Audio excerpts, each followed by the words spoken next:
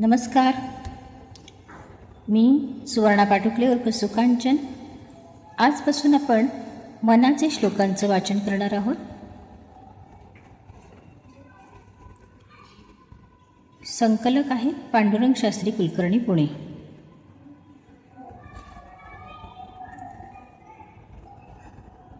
गणाधीश जो ईश सर्वा गुणांचा, मुळारंभ तो निर्गुणांचा.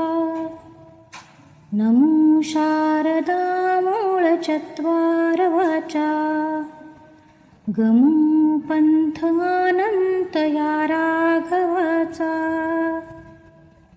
समर्थांचा हा पहिला श्लोक मंगलाचरणासाठी आहे. कोणत्याही धर्मग्रंथाची वा स्तोत्राची सुरुवात ही मंगलाचरणाने होते. इथेही समर्थ विद्येची देवता गणपती व माता सरस्वती यांना वंदन करीत आहेत. ते म्हणतात, गणपती हा सर्वगुण संपन्न असा सर्व देवांचा देव आहे, त्याला माझा नमस्कार. तो निर्गुण तत्वाचे मूळ आहे.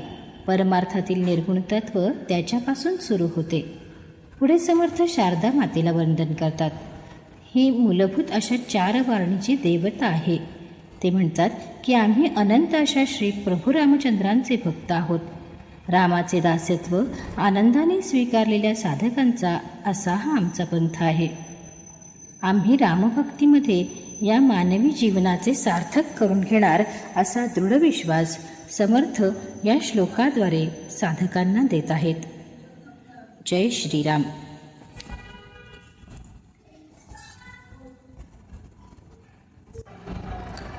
मना सज्जना भक्तिपंथेची जावे, तरी श्री हरी पाविजे तो स्वभावे. जनी निंद्यते सर्व सोडोनि द्यावे, जनी वंद्यते सर्व भावे करावे. आपले बहुमूल्य मानवी जीवन कसे व्यतीत करावे याबद्दल समर्थ म्हणतात, साधू संतांनी सांगितलेल्या भक्तिमार्गाने आपली वाटचाल करावी. यात आपले आचरण शुद्ध असावे. यात आचार विचार आहार विहार शुद्ध असावेत. समर्थांनी त्यांच्या दासबोध ग्रंथात भक्तिमार्गाचे वर्णन करताना नवविधा भक्ती कशी असावी याचे विस्तृत वर्णन केले आहे.